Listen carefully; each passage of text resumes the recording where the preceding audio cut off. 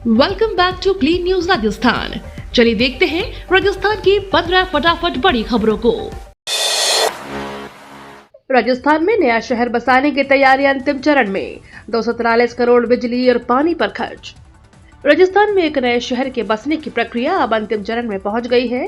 दिल्ली मुंबई औद्योगिक कॉरिडोर के तहत जोधपुर पाली मारवाड़ इंडस्ट्रियल एरिया को रेडी टू इन्वेस्ट टाउनशिप के रूप में विकसित किया जा रहा है। मुख्यमंत्री भजनलाल शर्मा ने इसे पश्चिमी राजस्थान के लिए बड़ा अवसर बताया। परियोजना के पहले चरण में 642 हेक्टेयर में काम शुरू होने वाला है, जिसमें 1279 औद्योगिक प्लॉट शामिल है। बिजली और पानी की आपूर्ति पर करीब 243 करोड़ रुपए खर्च होंगे। यह टाउनशिप उद्योग, व्यापार, आवास और आधुनिक सुविधाओं वाला एक नया औद्योगिक शहर बनने जा रही है। स्किल इंडिया पर सवाल, राजस्थान में 2500 से ज्यादा व्यावसायिक प्रशिक्षक बेरोजगार। राजस्थान में स्किल इंडिया मिशन की हालत चिंताजनक है। राज्य के सरकारी स्कूलों में कार्यरत 5155 व्यावसायिक प्रशिक्षकों में से 25 से 27 प्रशिक्षक मार्च 2025 से बेरोजगार हो गए हैं। सेवा प्रदाता कंपनियों के अनुबंध रद्द होने के बाद उनका मानदेय भी बकाया है। प्रशिक्षकों ने शिक्षा संकुल पर प्रदर्शन करते हुए दोबारा नियुक्ति की मांग की है। उनका कहना है कि अब लाखों विद्यार्थी स्किल एजुकेशन से वंचित हो रहे हैं। एनईपी 2020 के तहत कक्षा 6 से 12 तक व्यावसायिक शिक्षा अनिवार्य है, लेकिन प्रशिक्षकों की कमी से स्किल इंडिया का सपना अधूरा पड़ता दिख रहा है। सेंट्रल पार्क और भारत जोड़ो सेतु का नाम बदलने पर गहलोत का भाजपा पर हमला। जयपुर में सेंट्रल पार्क और भारत जोड़ो सेतु के नाम बदलने के प्रस्ताव ने सियासत गर्मा दी है। पूर्व मुख्यमंत्री अशोक गहलोत ने भाजपा और आरएसएस पर तीखा हमला बोलते हुए कहा, इनका राष्ट्र निर्माण में कोई योगदान नहीं रहा। उन्होंने कहा, सेंट्रल पार्क को कांग्रेस सरकार ने जनता के लिए बनाया था, जिसे अब भैरव सिंह शेखावत के नाम पर किया जा रहा है। गहलोत ने तंज कसते हुए कहा कि भाजपा नई परियोजनाएं नहीं बना सकती, इसलिए कांग्रेस के कामों का नाम बदल रही है। उन्होंने कहा कि अगर वास्तव में सम्मान करना है तो नया निर्माण करें, नाम नहीं बदले। नई जनगणना के बाद बदलेगी अनुदान की तस्वीर, आत्मनिर्भर होंगे राजस्थान के निकाय। राजस्थान के नगर निकायों की आर्थिक व्यवस्था में बड़ा बदलाव होने जा रहा है। राज्य वित्त आयोग के अध्यक्ष डॉक्टर अरुण चतुर्वेदी ने कहा कि नई जनगणना के बाद अनुदान वितरण की पूरी तस्वीर बदल जाएगी। भरतपुर में आयोजित 7वें राज्य वित्त आयोग की बैठक में उन्होंने बताया कि आबादी, क्षेत्रफल, कर वसूली और संसाधन क्षमता के आधार पर अनुदान तय किया जाएगा, जिससे निकाय आत्मनिर्भर बन सके। बैठक में सोलर एनर्जी, वेस्ट मैनेजमेंट और जीआई टैगिंग जैसे नवाचारों पर चर्चा हुई। डॉक्टर चतुर्वेदी ने कहा कि पारदर्शी और तकनीक आधारित सिस्टम ही गुड गवर्नेंस का नया आधार बनेगा। बिरसा मुंडा जयंती पर भाजपा का बड़ा अभियान, आदिवासियों को धर्मांतरण के खिलाफ करेगी जागरूक। भगवान बिरसा मुंडा की 150वीं जयंती पर भाजपा ने आदिवासी समाज के बीच बड़ा अभियान शुरू किया है। जनजातीय गौरव वर्ष पखवाड़ा के तहत 1 से 15 नवंबर तक प्रदेश भर में कार्यक्रम आयोजित किए जा रहे हैं। भाजपा नेताओं ने बताया कि बिरसा मुंडा के धर्मांतरण का विरोध करते हुए आदिवासी समाज को अपनी मूल संस्कृति से जुड़ने का संदेश दिया था। इसी प्रेरणा के तहत पार्टी आदिवासियों को धर्मांतरण विरोधी कानून के बारे में जागरूक करेगी। प्रदेश भर में कार्यशालाएं, शोभा यात्राएं, चित्रकला और निबंध प्रतियोगिताएं आयोजित की जा रही हैं, ताकि बिरसा मुंडा के बलिदान और विचारों को जन जन तक पहुंचाया जा सके। दिल्ली के लाल किले के पास बड़ा धमाका, 13 लोगों की मौत, कई घायल। दिल्ली के लाल किला मेट्रो स्टेशन के गेट नंबर 1 के पास सोमवार शाम एक कार में हुए भीषण धमाके ने राजधानी को दहला दिया। इस ब्लास्ट में 13 लोगों की मौत हो गई, जबकि कई लोग गंभीर रूप से घायल बताए जा रहे हैं। धमाका इतना तेज था कि आसपास खड़ी गाड़ियों के परखच्चे उड़ गए और सड़क पर अफरा तफरी मच गई। दिल्ली पुलिस कमिश्नर सतीश गोलचा के मुताबिक शाम 6:52 पर रेड लाइट पर रुकी कार में अचानक विस्फोट हुआ। घटना के बाद पूरे इलाके को घेर लिया गया है। दमकल की 15 गाड़ियां मौके पर पहुंची हैं और जांच एजेंसियां कारणों का पता लगाने में जुटी है। दिल्ली धमाके के बाद राजस्थान में हाई अलर्ट, डीजीपी ने जारी किए सख्त निर्देश। दिल्ली में लाल किले के बाहर हुए धमाके के बाद राजस्थान में भी सुरक्षा एजेंसी अलर्ट पर है। डीजीपी राजीव कुमार शर्मा ने सभी जिलों के एसपी और डीएसपी को भीड़ भाड़ वाले इलाके, railway station, bus stand, mall और धार्मिक स्थलों पर विशेष सतर्कता बरतने के निर्देश दिए हैं। बम निरोधक दस्ते और सीसीटीवी मॉनिटरिंग टीमों को भी अलर्ट रहने के आदेश दे दिए गए हैं। राजधानी जयपुर में पुलिस ने होटलों, गेस्ट हाउसों और सार्वजनिक स्थलों की कड़ी चेकिंग शुरू कर दी है। पुलिस प्रशासन ने साफ कहा है कि सतर्क रहें, अफवाहों से बचें, सुरक्षा हमारी साझा जिम्मेदारी है। जोधपुर में सरकारी कार्यालयों का औचक निरीक्षण, आधे से ज्यादा अधिकारी गायब।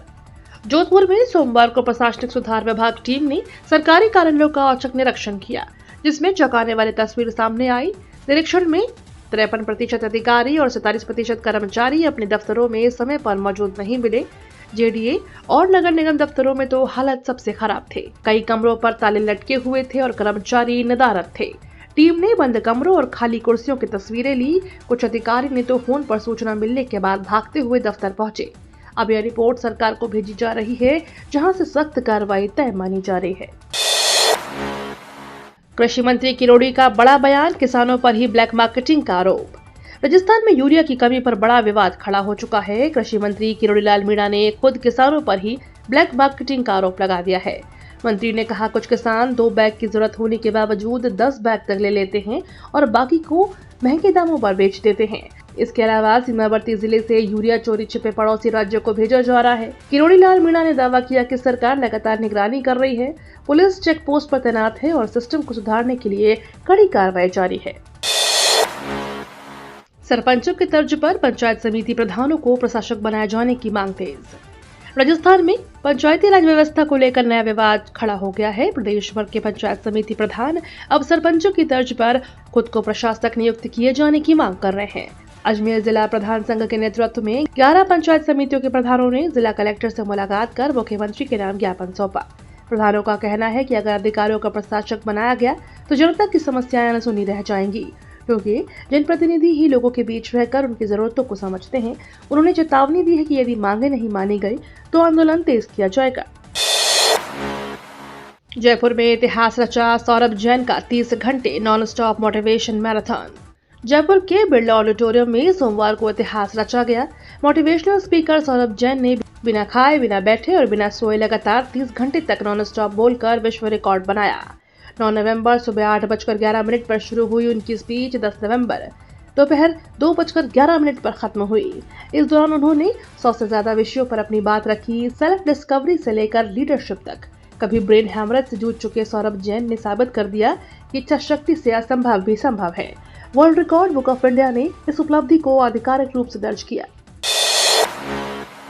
लाल प्याज का लाल दर्द, मेहनत किसानों की मुनाफा बाजार का। राजस्थान के अलवर जिले में लाल प्याज किसानों की मेहनत इस बार बेकार जा रही है। मंडियों में प्याज के दाम 7 से 8 रुपए किलो तक गिर गए हैं, जबकि लागत 12 से 13 रुपए तक पहुंच चुकी है। घाटे से परेशान किसान अपनी फसल को खेतों में ही जोत रहे हैं या नदी नालों में फेंकने को मजबूर हैं। वहीं खुदरा बाजार में यही प्याज 17 से 25 रुपए किलो तक बिक रही है। किसान कह रहे हैं कि मेहनत हमारी, फायदा दुकानदारों का। कभी खुशहाली की पहचान रही लाल प्याज आज किसानों की बेबसी की निशानी बन गई है। अंता विधानसभा क्षेत्र में पुलिस की सख्ती, 22 कारें जब्त, 30 लोगों पर कार्रवाई। अंता विधानसभा उपचुनाव को लेकर पुलिस प्रशासन ने साइलेंट पीरियड में सख्ती बढ़ा दी है। निर्वाचन आयोग के निर्देशों के तहत बाहरी लोगों की गैर मौजूदगी सुनिश्चित करने के लिए 4 थानों की पुलिस और विशेष टीमें सक्रिय हैं। 9 नवंबर को प्रचार समाप्त होने के बाद पुलिस ने क्षेत्र में चेकिंग अभियान चलाया, जिसमें 22 कारें जब्त की गई और 30 लोगों पर शांति भंग के मामले दर्ज हुए। जिले में 18 नाके बनाए गए हैं, जहां वाहनों की जांच लगातार जारी है। जिला निर्वाचन अधिकारी ने बताया कि पूरे क्षेत्र में निषेधाज्ञा लागू है। सांभर झील में फिर शुरू हुआ मौत का सिलसिला, 10 दिनों में 66 से ज्यादा प्रवासी पक्षियों की मौत। डीडवाना जिले की सांभर झील में प्रवासी पक्षियों की मौत का सिलसिला थम नहीं रहा है। पिछले 10 दिनों में एवियन बॉटलिज्म की चपेट में आकर 66 से ज्यादा पक्षियों की मौत हो चुकी है। प्रशासन ने हालात को काबू में पाने के लिए वन विभाग, पशुपालन विभाग और नगर पालिका की संयुक्त टीमें तैनात की है। अब तक 100 से अधिक घायल पक्षियों को रेस्क्यू कर मिलिट्री सेंटर में इलाज चल रहा है। विशेषज्ञों के अनुसार संक्रमित पक्षियों की इम्यूनिटी काफी कमजोर हो गई है, जिससे कई पक्षी उड़ने या खाने में भी असमर्थ हैं। बचाव कार्य लगातार जारी है। यात्रीगण कृपया ध्यान दें, जयपुर जंक्शन पर 35 दिनों तक रहेगा ट्रेनों का ब्रेक। यात्रीगण कृपया ध्यान दें, जयपुर जंक्शन पर रीडेवलपमेंट कार्य के चलते अगले 35 दिनों तक ट्रेन संचालन प्रभावित रहेगा। 11 नवंबर से 13 दिसंबर तक कुल 72 ट्रेनों पर असर पड़ेगा। इनमें 4 ट्रेनें रद्द, 34 आंशिक रद्द, 20 का मार्ग परिवर्तित और 14 रेगुलेट की गई हैं। रेलवे ने यात्रियों से घर से निकलने से पहले अपनी ट्रेन की स्थिति जांचने की अपील की है। जयपुर जंक्शन के निर्माण कार्य के कारण खातीपुरा, दुर्गापुरा और सांगानेर स्टेशनों पर भी भीड़ बढ़ सकती है। फुलेरा और अजमेर की ओर जाने वाले यात्रियों की विशेष सतर्कता बरतनी होगी। मिस यूनिवर्स में छाई भारत की मनिका विश्वकर्मा 120 देशों की सुंदरियों पर भारी। भारत की प्रतिनिधि मनिका विश्वकर्मा 74वें मिस यूनिवर्स प्रतियोगिता में दुनिया भर की 120 सुंदरियों पर भारी पड़ती नजर आ रही हैं। राजस्थान की मनिका ने इवेंट के 8वें दिन अपने स्टनिंग आइस ब्लू गाउन और डायमंड मांग टीका वाले देसी ट्विस्ट लुक से सबका दिल जीत लिया। उनका आत्मविश्वास और ग्लैमरस स्टाइल सोशल मीडिया पर भी चर्चा में है। कभी क्राउन लगाकर पोज देती तो कभी ट्रेडिशनल अंदाज में झूमती मनिका फाइनल राउंड के लिए टॉप कंटेंडर मानी जा रही हैं। फिनाले 21 नवंबर को होगा। ये तो थी राजस्थान की बड़ी खबरें। रोजाना सबसे पहले अपडेट पाने के लिए क्लीन न्यूज राजस्थान को अभी सब्सक्राइब करें।